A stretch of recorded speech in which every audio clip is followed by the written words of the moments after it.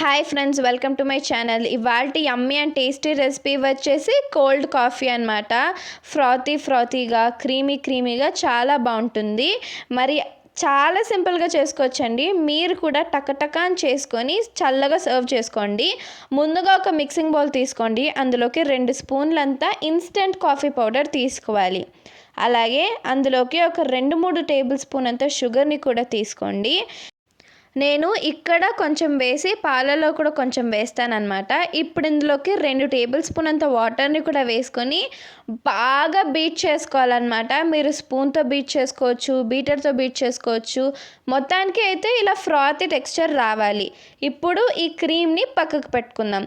ఇప్పుడు సర్వింగ్ కోసం ఒక గ్లాస్ తీసుకోండి. అందులోకి ఒక 4-5 ఐస్ క్యూబ్స్ని వేసుకొని కాచి చల్లార్చుకున్న పాలండి.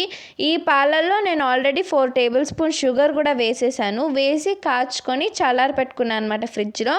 అది పోసుకుంటున్నాను అనమాట. ఇలా మీకు ఎన్ని గ్లాసెస్ కావాలంటే అన్ని గ్లాసెస్ సర్వ్ చేసుకోవచ్చు. ఇప్పుడు దీనిపైన మనం బీట్ చేసుకున్న క్రీమ్ని కూడా పోసుకోండి.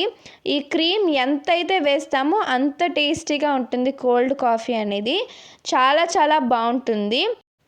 అంతే అనమాట. దీన్ని ఒకసారి బాగా మిక్స్ చేసుకొని చల్లగా సర్వ్ చేసుకొని మీ ఫ్యామిలీ మెంబర్స్కి కూడా ఇవ్వండి. తప్పకుండా లైక్ చేస్తారు. ఇంకొకసారి మళ్ళీ చేయమంటారు. సో మీరు కూడా తప్పకుండా ట్రై చేయండి.